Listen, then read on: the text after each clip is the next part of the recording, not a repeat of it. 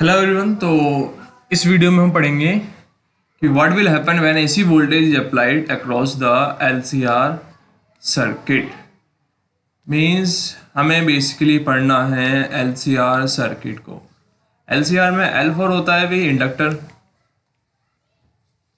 C for capacitor and R for resistor. ठीक है, तो जब भी हम बात करते हैं एलसीआर सर्किट की, एलसीआर सर्किट का मीनिंग वो सर्किट जिसमें रजिस्टर भी हो, एल फॉर इंडक्टर भी हो, सी फॉर कैपेसिटर भी हो और आर फॉर रजिस्टर भी हो। और इस सर्किट के अक्रॉस, इस सर्किट में जब इन तीनों चीज को हम सीरीज में कनेक्ट करते हैं तो वो सर्किट क्या कहलाता है? आपका एलसीआर सर्किट। ठीक है, तो जब इस सर्किट के अक्रॉस सीरीज में हम क्या करें भी, हम लगाएं एक बैटरी, एसी बैटरी, तो तब उस सर्किट की स्टडी को बोलेंगे स्टडी ऑफ एलसीआर सर्किट। तो इसको कंटिन्यू करते हैं हम। तो इससे पहले हम करंट किस में निकालना भी, रजिस्टर, कैपेसिटर, इंडक्टर में इंडिविजुअली चीज़ों को सॉल्व करना हम सीख चुके हैं। तो हम चीज़ों को एक साथ अब कंबाइन करके एक साथ काम करेंगे। ठीक है ना।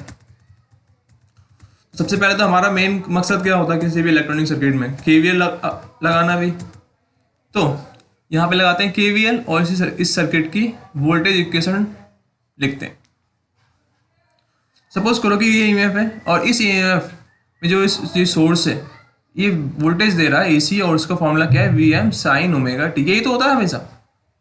ठीक है, और इनिशियली इस साइकिल में जो करंट की डायरेक्शन थी वो इस डायरेक्शन में, मीनिंग ये पॉजिटिव पोलैरिटी और ये नेगेटिव पोलैरिटी। अब अगर करंट इस डायरेक्शन में जा रहा है तो यहाँ पे क्या आएगा? पॉजिटिव, और यहाँ पे क्या आएगा? नेगेटिव। पॉजिटिव नेगेटिव, करंट ऐसे जा रहा है तो मीनिंग क्या? यहाँ पे क्या आएगा? पॉजिटिव, यहाँ पे क्या आएगा? नेगेटिव। ठीक है ना। अब इस डायरेक्शन में हम क्या लगाते हैं? केवीएल लगाते हैं। स्टार्टिंग करते हैं वोल्टेज से, तो वोल्टेज में हम गए नेगेटिव से पॉजिटिव की तरफ। मतलब क्या है कि जो पोलैरिटी वो इंक्रीज हो रही है। नेगेटिव से पॉजिटिव मतलब इंक्रीजमेंट हो रहा है। तो ईएमएफ क्या आएगा? आपका पॉजिटिव। और ईएमएफ का फॉर्मूला क्या है? आपका सिंबल है ईएमएफ का एप्सिलॉन, और यू कैन से हम बोल सकते हैं ईएमएफ है आपका V M sine omega T. ये किसका आएगा? पॉजिटिव का आएगा। उसके बाद किस पाए? रजिस्टर पाए। रजिस्टर पे आप देखो कहां से कहां जा रहे हो? रजिस्टर पे जा रहे हो आप पॉजिटिव से नेगेटिव की तरफ, मीन का डिक्रीजमेंट हो रहा है। तो माइनस आई मल्टीप्लाई में आर। फिर आप गए किस पे? कैपेसिटर पे। तो कैपेसिटर पे भी क्या हो रहा है? आप पॉजिटिव से नेगेटिव जा रहे हो। और कैपेसिटर वोल्टेज क्या होती है? कैपेसिटर वोल्टेज होती है क्यू अपॉन सी। क्या आएगा यहाँ पे? माइनस क्यू अपॉन सी। और फिर किस पे गए आप? इंडक्टर पे गए। तो इंडक्टर पे क्या आएगा आपका? Minus L D I upon D T. ठीक है, इक्वल टू 0। और इसको मैं ऐसे लिख सकता हूं, अप्लाइड वोल्टेज V, रजिस्टर का वोल्टेज VR, कैपेसिटर का voltage V of C, inductor का voltage V of L equal to 0, which means total voltage applied is equal to the voltage across the resistor plus voltage across the capacitor plus voltage across the inductor। ठीक है, तो ये क्या है? हमारी LCR की equation. ठीक है, ठीक है, इसको आप कर दें। चलो, कंट्रोल जेड और ये सारा गायब। ठीक है, तो देखो यहाँ पे ये लिखा हुआ है, ये लिखा था भी हमने। ठीक है, और जब हम अब बात करें अगर फेजर डायग्राम की, तो फेजर डायग्राम में क्या होता है? फेजर डायग्राम में हम बात करते हैं इस डायग्राम के। ये जो डायग्राम होता है इसको बोलते हैं फेजर। ठीक है, ये क्या होता है? एंगल होता है। ये वाई एक्सिस, ये एक्स एक्सिस। ठीक है, ये क्या आपका फेजर डायग्राम। ठीक है, तो फेजर डायग्राम। अब देखो एलसीआर सर्किट को सॉल्व करने का दो तरीके। एक तो होता है डायग्राम के अकॉर्डिंग सॉल्व करना, और एक होता है पूरा मैथमेटिक्स के अकॉर्डिंग सॉल्व करना। तो हम यहाँ पे मैथमेटिक्स वाला नहीं देखेंगे, हम देखेंगे डायग्राम के अकॉर्डिंग कॉन्सेप्ट अगर बिल्ड करके अगर हम सॉल्व कर पाए तो हम उसे कैसे सॉल्व करेंगे। हाँ जी, तो हमें बात करनी है फेजर डायग्राम की, तो करते हैं बात फेजर डायग्राम की कैसे कर सकते हैं। फेजर डायग्राम के लिए देखो यहाँ पे होता क्या है, यहाँ पे होता ये है हमें सिर्फ डायग्राम पे काम करना है, ठीक है। डायग्राम और डायग्राम में वेक्टर्स, अगर हम इन दोनों चीज़ को जानते हैं तो हम फेजर डायग्राम के अकॉर्डिंग इस चीज़ को सॉल्व कर लेंगे। तो सबसे पहले हमने एज्यूम करा लेट कि हमारी वोल्टेज थी V equal to VM sine omega T, जो कि हर बार होती है, कोई दिक्कत नहीं है। लेकिन यहाँ पे हमने एक चीज़ और एज्यूम करी, वो हमने क्या एज्यूम करी कि जो हमारा करंट है, मैंने सपोज कर लिया करंट मेरा ये है, ठीक है। ये सपोज नहीं करा एक्चुअली, मैंने सपोज करा करंट मेरा क्या है, ये क्या सपोज करा करंट। मैंने सॉल्व करने से पहले ही अपना आंसर एज्यूम कर लिया कि मेरा आंसर क्या आने वाला है, I equal to IM sine omega T plus 5। हर बार ये करा था हमने पहले भी। और where phi is the phase difference, अगर 5 पॉजिटिव आता है तो करंट लीड करेगा, 5 नेगेटिव आता है तो करंट लैग करेगा। इतनी बात क्लियर है, ठीक है। चलो ये हमने एज्यूम कर लिया सॉल्व करने से पहले। उसके बाद हमको पता है क्या, ये कुछ पॉइंट्स हैं कि वोल्टेज अक्रॉस द रजिस्टर, आपको पता है ना भी रजिस्टेंस अक्रॉस कितना वोल्टेज होता है, IR।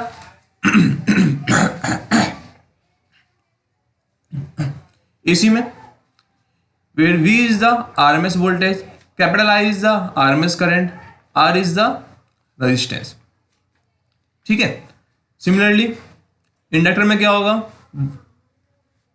VL RMS voltage drop across the inductor equal to I RMS current multiply में XL। कैपेसिटर में क्या होगा, I XC। और देखो यहां पे इंडक्टर में वोल्टेज लीड करेगा करंट से, इसका मीनिंग ये है कि जो करंट है वोल्टेज तो आगे चलेगा और करंट क्या चलेगा, पीछे चलेगा, किसमें, इंडक्टर कॉइल में। और कैपेसिटर में क्या होता है, वोल्टेज अगर यहां पे है तो करंट उसके आगे चलेगा, मीनिंग वोल्टेज पीछे चलेगा, voltage lag behind the I by pi by 2, ठीक है ना। ये कोई दिक्कत वाली बात नहीं है, तो ईजी है, ठीक।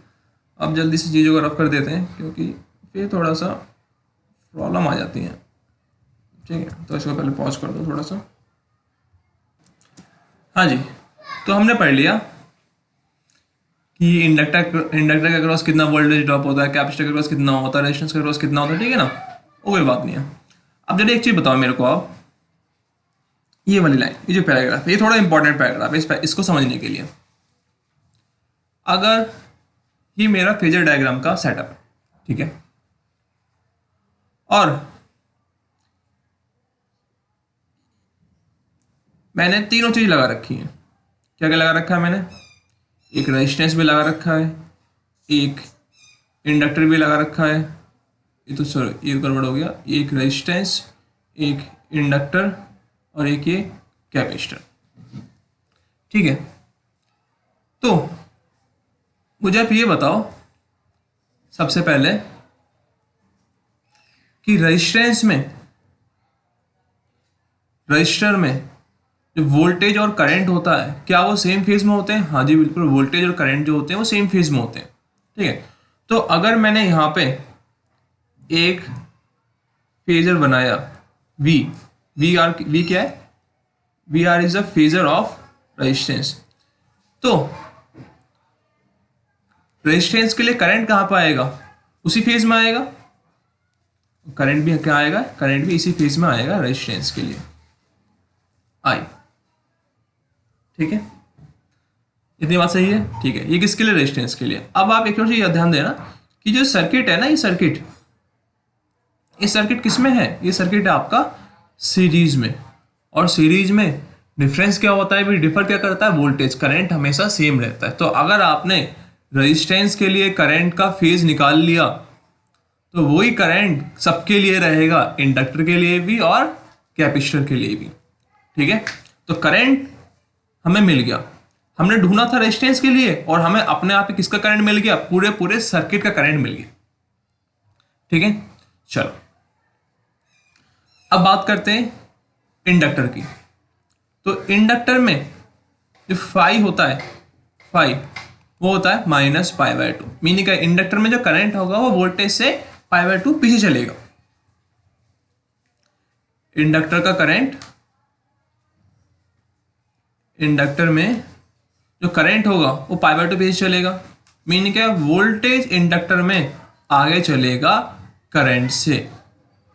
ठीक है, तो करंट तो मेरा ये रहा सर्किट का, और यही करंट किसके लिए है, इंडक्टर के लिए भी है, कैपेसिटर के लिए भी, रेजिस्टेंस के लिए भी है।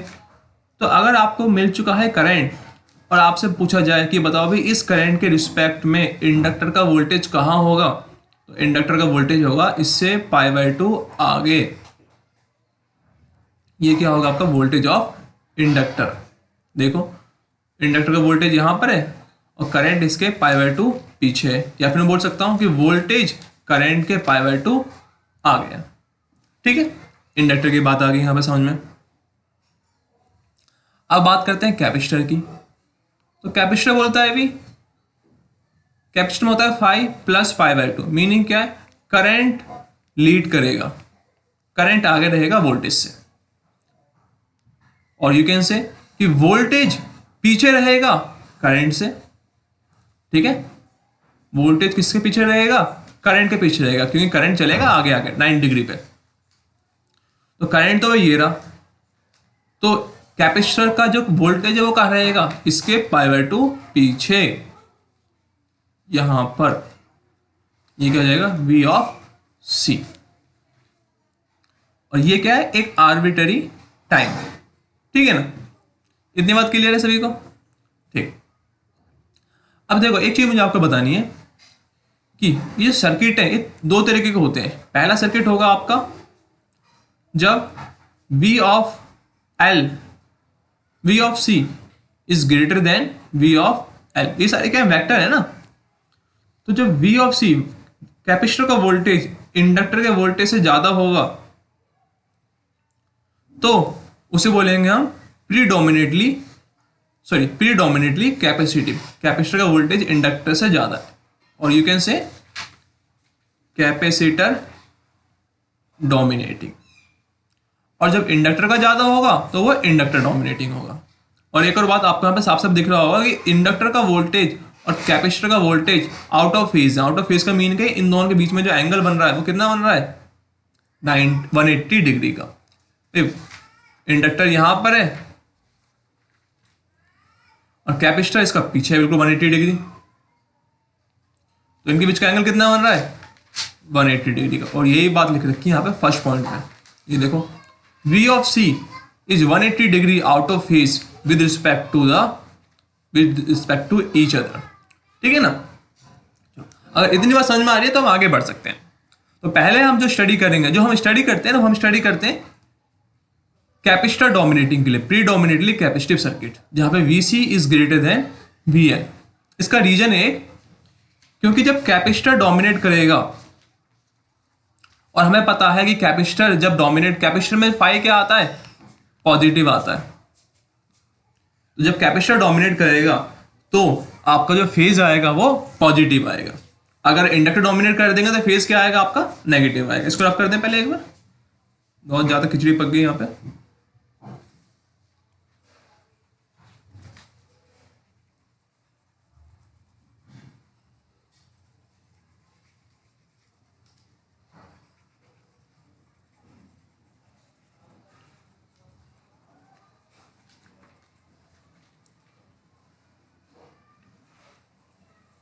चलो,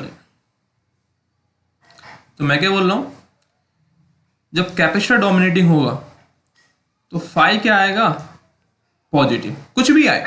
देखो सिर्फ कैपेसिटर सर्किट में ओनली कैपेसिटर फाई आया था आपका +π/2, लेकिन जब कैपेसिटर भी है, इंडक्टर भी, रेजिस्टेंस भी, मीनिंग के LCR, और सर्किट आपका कैपेसिटर डोमिनेटिंग, तो फाई क्या आएगा आपका, पॉजिटिव। और सर्किट हो जाएगा नेगेटिव, सॉरी इंडक्टर डोमिनेटिंग, तो फाई क्या आना है आपका, नेगेटिव। ठीक है, तो हम अभी स्टार्ट करते हैं किसके, हम बात करेंगे जब सर्किट कैपेसिटर डोमिनेटिंग हो, ठीक है ना। तो अगर हमने ये चीज समझ ली तो फिर हमें इंडक्टर डोमिनेटिंग समझ में आ जाएगा कि उसे करते कैसे हैं, ठीक है। तो बस आपको अपने बेसिक्स को याद रखना है यहाँ पे और चीजें बहुत स्मूथली कंप्लीट हो जाएंगी। चलो, तो ये जो आपको डायग्राम दिख रहा है, ये मैंने एनसीईआरटी का डायग्राम उठाया है यहाँ पे ताकि आप कंपेयर कर सको चीजों को। तो इस डायग्राम के अकॉर्डिंग पहले समझते हैं ये डायग्राम बोलना क्या चाहता है अभी, ठीक है ना। अगर आपको ये डायग्राम समझ में आ गया तो आपको ये पूरा फेजर सॉल्यूशन समझ में आ गया। तो देखो ध्यान से,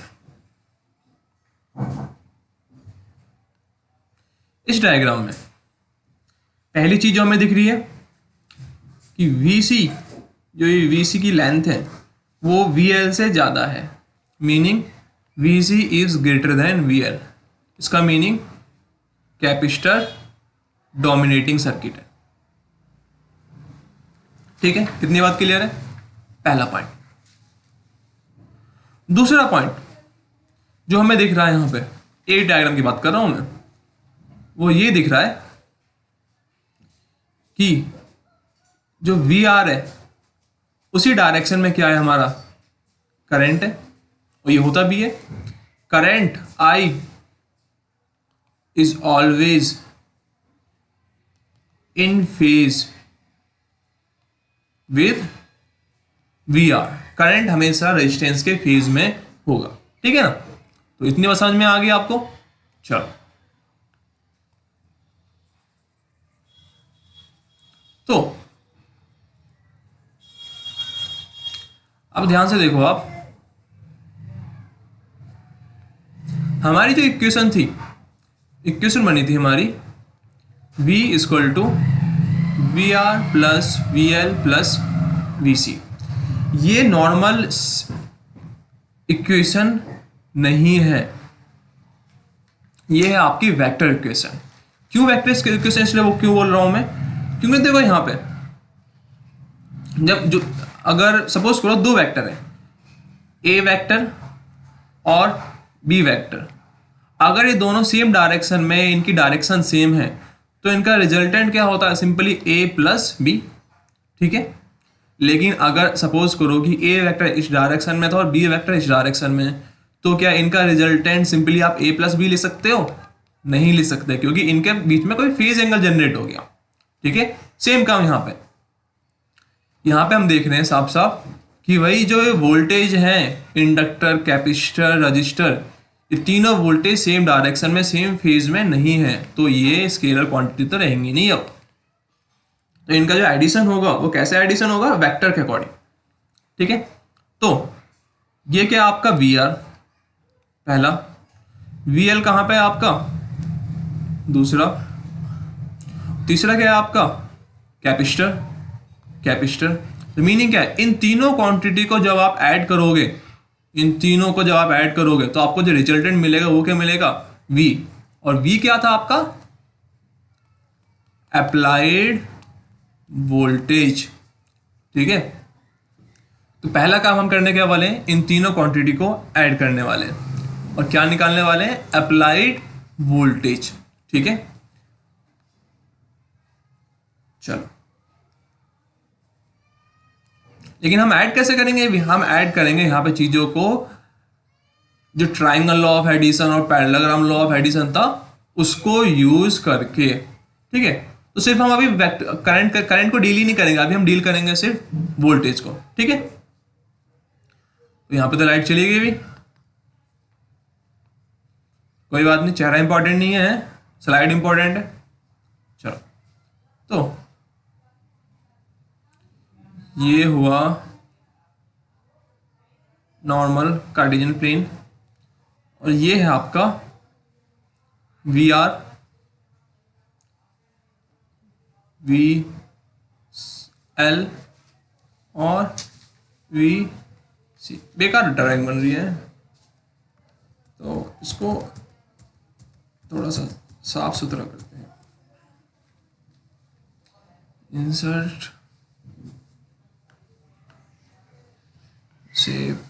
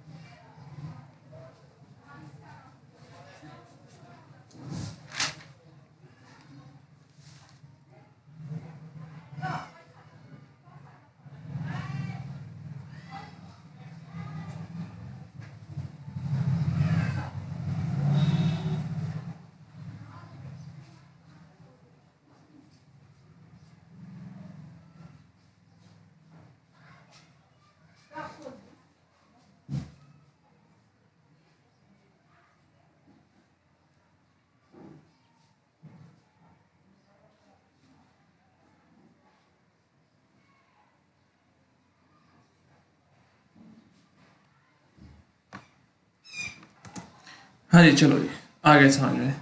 ये ड्रॉ कैसे करते हैं यहाँ पे। तो अगर ये कोई कार्टेशियन सिस्टम है, ठीक है ना, तो सबसे पहले मैं यहाँ पे ड्रॉ करता हूँ एक कौन सा वेक्टर, रेजिस्टेंस का वेक्टर वी आर। देखो लाइट भी आ गई। तो वी आर कैसे ड्रॉ करेंगे भी, वी आर ड्रॉ करने के लिए हम यहाँ पे ये बड़े बेकार चीज़ है यार टेक्नोलॉजी। देखो क्या हुआ, कोई बात नहीं। अरे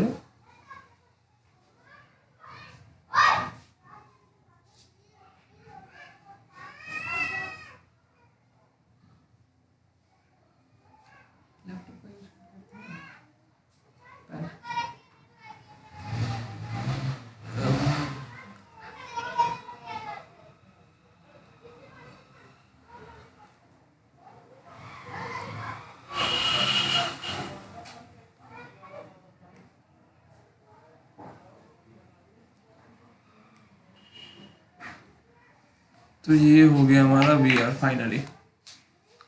ये क्या चीज़ है अभी छोटी सी, डिलीट करो इसे। ठीक है, तो वी आर आ चुका है हमारा। इसकी आउटलाइन कर दी ब्लैक से। तो ये है हमारा वी ऑफ आर। ठीक है, अब सिमिलरली हम क्या ड्रॉ करेंगे हम ड्रॉ करेंगे इसमें वी एल। तो वी एल कहाँ आएगा, वी एल इसका आगे आएगा, लेकिन वी एल थोड़ा छोटा रखना है, ठीक है ना, क्योंकि हमने पहले ही बोल दिया है कि हम जो हमारा जो सर्किट है वो सर्किट कैसा है भी हमारा सर्किट है हमारा कैपेसिटर डोमिनेटिंग। मीनिंग ये मेरे गले में आज खराब हो गया है। वी एल हमारा सर्किट है, V C is greater than V L. तो जो वी सी वोल्टेज अगर उसका कैपेसिटर वाला वेक्टर है, उसकी जो लेंथ होगी वो हमें ज़्यादा रखनी है। और हमें पता है कि उसकी लेंथ हमें 180 डिग्री पीछे रखनी है।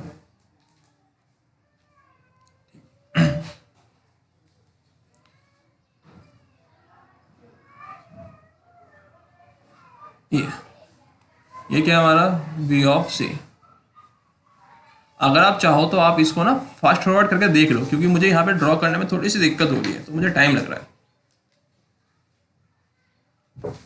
ठीक, तो ये हुई बात सारी। ठीक है, यहाँ पे दिख रहा है आपको साफ साफ कि वी एल और वी आर के बीच का एंगल 90, वी एल और वी सी के बीच का एंगल 90। तो इन दोनों के बीच का एंगल कितना हो जाएगा आपका 180 हो जाएगा।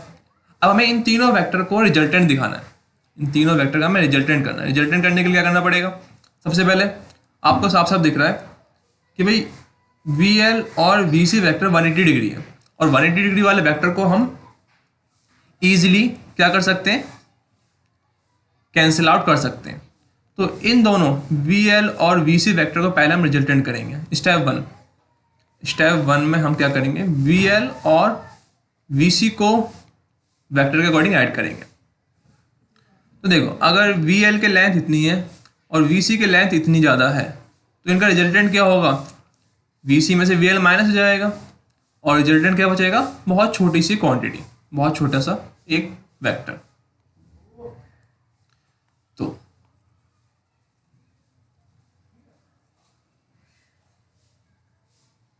इस वेक्टर को, ये जो वी एल वेक्टर था, इसको हमने क्या कर दिया, रोटेट हटा दिया यहाँ से। देखो अगर वी एल वैक्टर इतना है,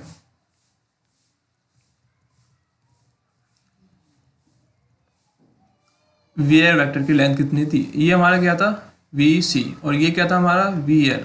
तो वी सी में से वी एल माइनस करना तो कितना बचेगा, सिर्फ इतनी क्वांटिटी बचेगी ना, इतनी सी। तो ये जो क्वांटिटी है सिर्फ इतनी, इसको क्या बोलते हैं हम, V C minus V L. ठीक है, ये क्वांटिटी। अब मैं क्या करूँगा, इस पूरे डायग्राम में से वी एल और वी सी को रफ करके मैं सिर्फ इतनी क्वांटिटी ड्रॉ करूँगा। ठीक है, तो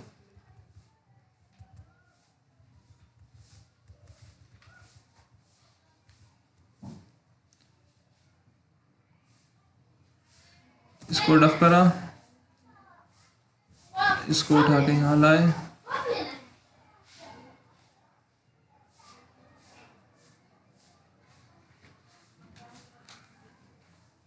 यहाँ पे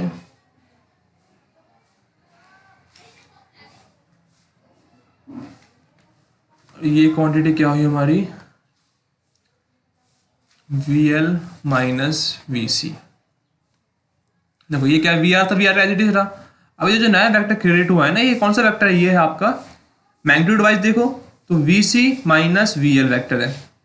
लेकिन अगर आप वेक्टर के अकॉर्डिंग देखो तो वेक्टर में कभी भी सब्ट्रैक्शन नहीं होता, वेक्टर में हमेशा एडिशन ही होता है। तो इस नए वेक्टर का नाम क्या है, V C plus V L vector.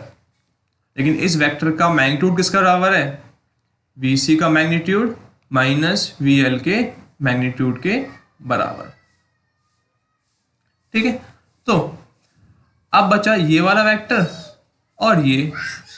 तो लेट अस सपोज कि मुझे इनके बीच में एडिशन करना, मुझे साफ साफ दिख रहा है कि यहाँ पे एंगल कितना है 90 डिग्री का है। तो इनका एडिशन क्या होगा, इनका रिजल्टेंट वेक्टर आएगा कुछ इस डायरेक्शन में, ये पैरेललोग्राम लॉ के अकॉर्डिंग। तो ये जो वेक्टर आएगा आपका ये वाला, ये होगा आपका रिजल्टेंट। ठीक है, रिजल्टेंट वेक्टर। और हमें पता है रिजल्टेंट वेक्टर हमारा था क्या, हमारा रिजल्टेंट वेक्टर था वही v equal to V L plus V C plus V R. तो रिजल्टेंट वेक्टर था हमारा v अप्लाइड। तो इनडायरेक्ट वे में हमें रिजल्टेंट वेक्टर की फॉर्म में क्या मिला, अप्लाइड वोल्टेज। ठीक है,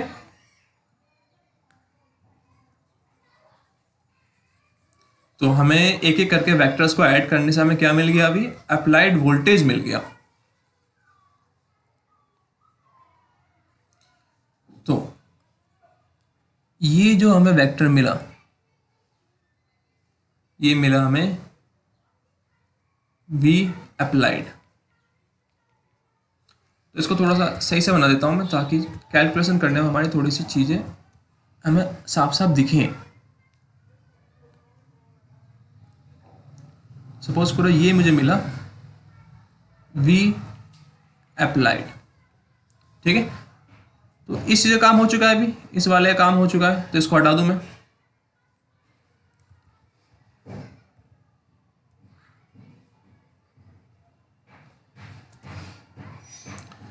तो अब आप एक चीज बताओ मेरे को कि वी अप्लाइड था क्या, वी अप्लाइड था V M sine omega T, और इस जो में करंट मिला वो क्या था, I M sine omega T plus five. ठीक है, ये दो चीज थी हमारे पास। तो अगर मुझे वी अप्लाइड यहाँ पे मिला है, तो ये जो एंगल होगा ये क्या होगा, ये होगा ओमेगा टी। और ये क्या था, ये था हमारा वी आर, और वी आर के साथ ही क्या होता है, हमारा करंट भी होता है। तो यहाँ पे क्या होगा, आपका करंट भी होगा आई। तो अगर ये ओमेगा टी है तो करंट का फेज क्या है, ओमेगा टी प्लस फाइव। तो ये जो होगा आपका ये इतना, ये क्या हो जाएगा, omega T plus five, which means voltage और करंट के बीच में जो एंगल है वो क्या है, ये रहा वोल्टेज हमारा, और ये रहा हमारा करंट। तो इन दोनों के बीच में वोल्टेज क्या होगा, फाइव, फेज डिफरेंस। ठीक है, तो अब इसी चीज़ को मैं आपको दिखाता हूँ एनसीईआरटी के डायग्राम में कि उन्होंने कैसे बताया है। देखो, ये रहा VC, ये रहा VL, इन दोनों का रिजल्टेंट करा, क्या आया? VC plus VL। ठीक है, फिर VC प्लस VL और VR को ऐड करा, रिजल्टेंट आया आपका ये, क्या है ये? V का एंगल कितना है? Omega T. और इसी वेक्टर पे क्या है आपका? करंट भी है, I। तो करंट और ओमेगा V के बीच का कितना फाई एंगल बना? फाई। दिख रहा है आप सभी को? ये एंगल कितना है आपका? फाई है। ये था आपका एनसीईआरटी। एनसीईआरटी ने एक स्टेप में कर दिया सब कुछ भी, क्योंकि एनसीईआरटी इंटेलिजेंट है, लेकिन हमको टाइम लगता है थोड़ा सा। तो ये क्या है? VC प्लस VL, और ये क्या था आपका? रेजिस्टेंस। तो इसमें क्या है आपका? करंट आएगा। इन दोनों का रिजल्टेंट आएगा ये अप्लाइड वोल्टेज V, और फिर वोल्टेज और करंट के बीच का कितना एंगल है? फाई, क्योंकि वोल्टेज कितना है? Omega T. ठीक है, तो इतनी बात मैं होपफुली एज्यूम करके चल रहा हूँ कि आपको समझ में आ चुकी होगी।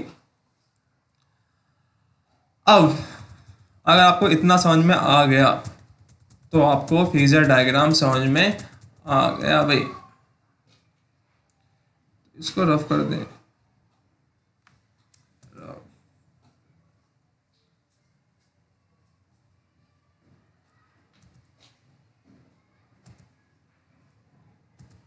ठीक है, चलो।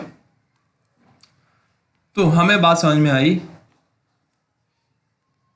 इस डायग्राम के अकॉर्डिंग कि भाई वोल्टेज तो आया यहाँ पे और करंट था मेरा यहाँ पे। तो आपको दिख रहा है साफ साफ कि जो करंट है वो वोल्टेज के आगे चल रहा है। तो यहाँ पे जो फाई आएगा वो क्या आएगा? पॉजिटिव आएगा। वही हमने करके चला था। हमने क्या बोला था अभी कि VC is greater than VL, which means phi has to be positive. और यहाँ पे हमने वेक्टर डायग्राम के अकॉर्डिंग देखा कि फाई क्या आया आपका? पॉजिटिव आया। लेकिन अभी आपको कुछ चीज़ों को और डील करना है। हमारा I हमने एज्यूम करा था IM sine omega T plus phi. ठीक है, तो आपको IM की वैल्यू निकालनी है और ये जो फाई है इसकी वैल्यू निकालनी है। ठीक है, अभी देखो हमने से पता करा कि फाई पॉजिटिव है, फाई की वैल्यू कितनी है नहीं पता, IM की वैल्यू कितनी है नहीं पता। तो हम ये काम करने वाले हैं।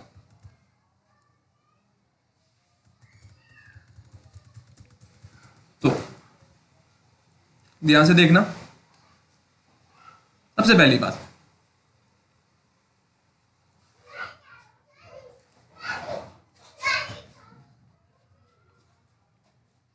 ये वेक्टर था आपका VR, और ये वाला वेक्टर क्या आया? रिजल्टेंट आया आपका VC प्लस VL वेक्टर। इन दोनों का रिजल्टेंट गया था V। तो वेक्टर डायग्राम के अकॉर्डिंग हम V का मैग्नीट्यूड बोल सकते हैं, V अप्लाइड क्या बोल सकते हैं? Magnitude of VC plus VL vector का स्क्वायर प्लस VR का स्क्वायर। ये किसका मैग्नीट्यूड होगा? V का मैग्नीट्यूड होगा। ठीक है ना? ठीक। इसके बाद आप मेरे को एक चीज बताना कि VC का क्या मैग्नीट्यूड था अभी? VC देखो, VC क्या है? VC is the voltage across the capacitor, और वो चेंज हो रही है कंटिन्यूसली। तो हम उसको लेके चलते हैं एट मैक्सिमम कंडीशन पर जो वोल्टेज अक्रॉस द कैपेसिटर होगी VC, वो क्या होगी? VCM, कैपेसिटर का maximum voltage. Similarly at max जो वोल्टेज होगी इंडक्टर की वो क्या होगी? VLM, क्या हो जाएगी वो? मैक्सिमम इंडक्टर की वोल्टेज क्या हो जाएगी? VLM। और सिमिलरली रेजिस्टेंस की वोल्टेज क्या हो जाएगी? VRM। तो VCM, VRM और VLM are the maximum voltage. तो अगर मैक्सिमम वोल्टेज है तो मैक्सिमम करंट भी क्या होगा? अभी मैक्सिमम करंट हो जाएगा आपका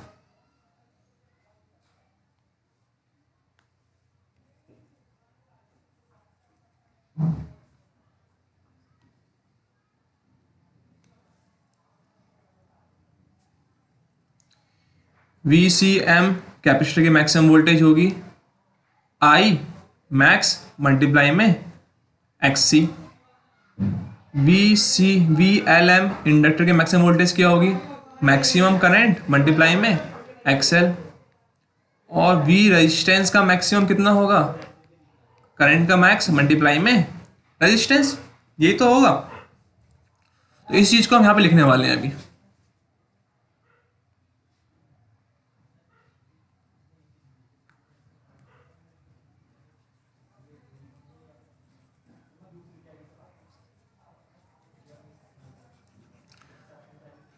तो इस पेज को अभी रफ कर देते हैं, पूरा इस डायग्राम को हटा देते हैं कुछ देर के लिए।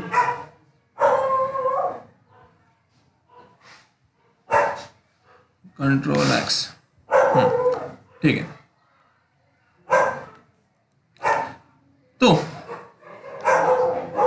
V अप्लाइड का मैग्नीट्यूड किसके बराबर आया, VC प्लस VL वेक्टर के मैग्नीट्यूड का स्क्वायर प्लस VR के मैग्नीट्यूड का स्क्वायर,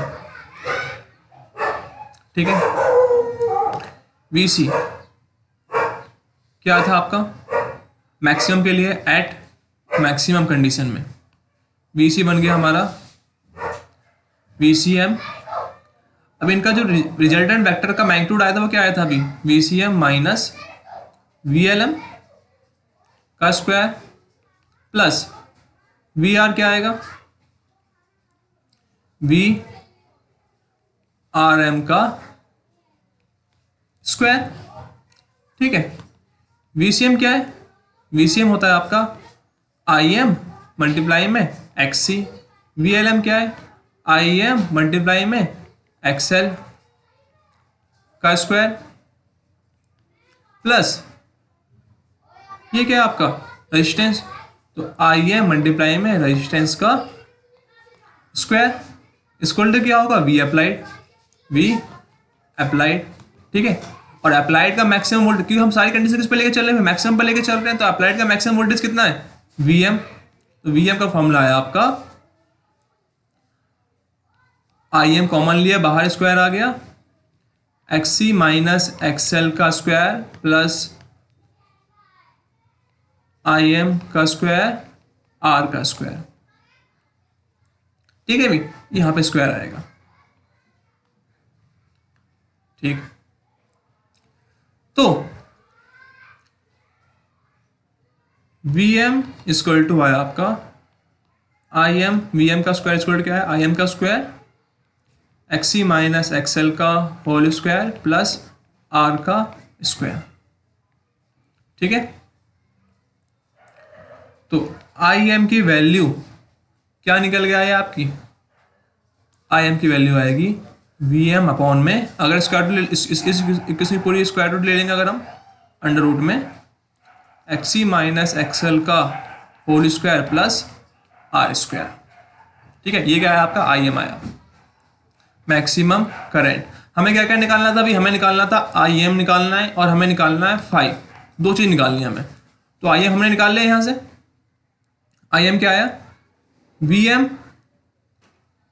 अपॉन में XC माइनस XL का whole square plus R square. और हमें पता है कि IM क्या होता है, वोल्टेज अपॉन रेजिस्टेंस। तो मीनिंग क्या, ये जो पूरी क्वांटिटी आई है ये क्या कैसे काम कर रही है, ऐसे रेजिस्टेंस की तरह, ठीक है। तो LCR में इस क्वांटिटी को रेजिस्टेंस ना बोल के क्या बोलते हैं, इंपीडेंस, क्या बोलते हैं, इंपीडेंस। सिंबल होता है इसका कैपिटल Z, ठीक है। और फॉर्मूला क्या होता है इसका, अंडर रूट में XC माइनस XL का स्क्वायर प्लस R स्क्वायर, ठीक है। और यूनिट क्या होती है इसकी, ओम, क्योंकि रेजिस्टेंस की तरह काम कर रहा है ना ये। तो इंपीडेंस का फॉर्मूला क्या है, XC माइनस XL अपॉन में XC माइनस XL का स्क्वायर प्लस R स्क्वायर, ठीक है, रूट के अंडर। तो इतनी बात हमें समझ में आई भाई यहाँ पे कि अगर LCR सर्किट में कोई आपसे पूछता है इंपीडेंस कि उसका रेजिस्टेंस क्या है, तो उसका रेजिस्टेंस इज द इंपीडेंस। तो उसका इंपीडेंस फॉर्मूला क्या होता है, XC माइनस XL का square plus R square within the root, और यूनिट क्या है, ओम, ठीक है। तो हम बोल सकते हैं क्या, हम ये बोल सकते हैं भाई यहाँ पे लिखता हूँ साइड में मैं, कि I M is V M upon Z, I M is V M upon Z, where Z is the impedance. ठीक है, चलो तो आई एम निकाल लिया हमने। अब हमें निकालना है किसको, हमें निकालना है वही फाई, फेज डिफरेंस, फाई क्या होगा।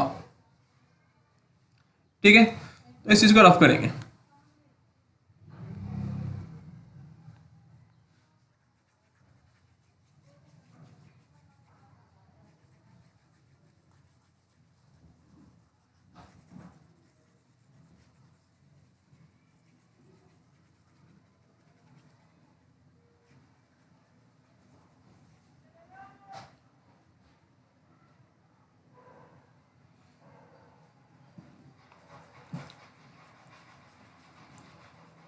देखो जो काम हमने, जो स्टेप्स हमने रेजिस्टेंस में करी थी, जो स्टेप्स हमने कैपेसिटर में करी थी, वही सारी स्टेप्स हम किस में करेंगे, हम एलसीआर में कर रहे हैं, बस और कुछ नहीं है।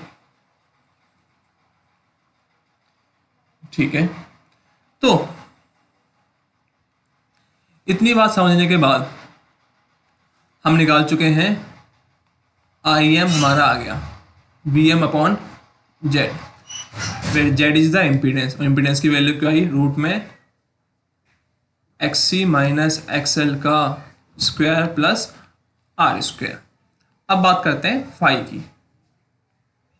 किसकी बात कर रहे हैं, फाई की बात कर रहे हैं।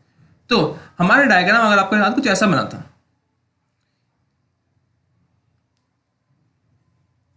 ये क्या था आपका वी आर, और ये क्या निकल के आया था आपका V C plus V L, और इसका रिजल्टेंट वेक्टर गया था ये वी, और यहां पे एंगल आया था आपका फाई। ठीक है, तो हमें पता है कि जो फाई है, ये जो वेक्टर है V C plus V L, इसको मैं उठा के यहां लग सकता हूं भी, V C plus V L vector. ठीक है, तो इस ट्राइंगल में, इस वाले ट्राइंगल में tan फाई क्या होगा, वो होगा V C plus V L vector का मैग्नीट्यूड अपॉन में बेस क्या है आपका वी आर का मैग्नीट्यूड। ठीक है, तो tan फाई क्या आया, tan फाई आया, तो V C plus V L का मैग्नीट्यूड क्या आया था, ये आया था I M X C minus X L, और वी आर का मैग्नीट्यूड क्या आया था I M R, I M से आई एम गया, तो tan फाई की वैल्यू क्या आएगी, tan फाई की वैल्यू आएगी आपकी X C minus X L upon R. तो इसको हम दोबारा से डायग्राम फॉर्म ऐसे दिखा सकते हैं,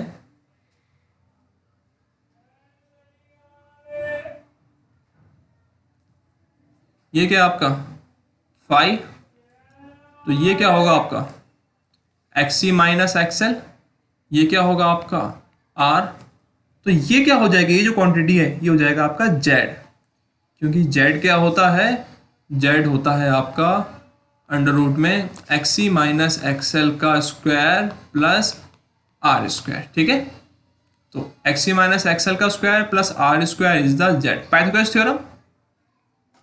ठीक है, तो यहां पे हमारा एलसीआर होता है कंप्लीट।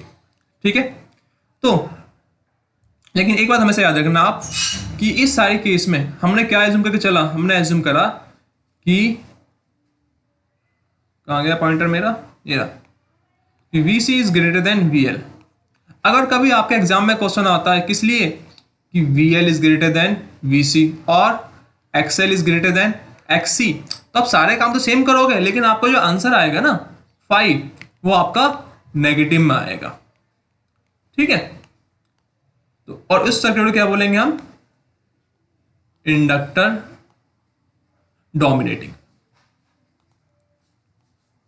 ठीक है, चलो ये हो गया, ये हो गया, ये सारा हो गया हमारा। देखो ये जो डायग्राम है किसका डायग्राम है, ये वाला डायग्राम एनसीईआरटी का डायग्राम है, और ये उसका क्या है, कुछ नहीं है, ये है उसका नॉर्मल डायग्राम, ग्राफ और फेजर डायग्राम। तो देखो यहां पे इसकी पीक पहुंची वोल्टेज की, ठीक है, और करंट की पीक कहाँ पहुंची, यहां पर।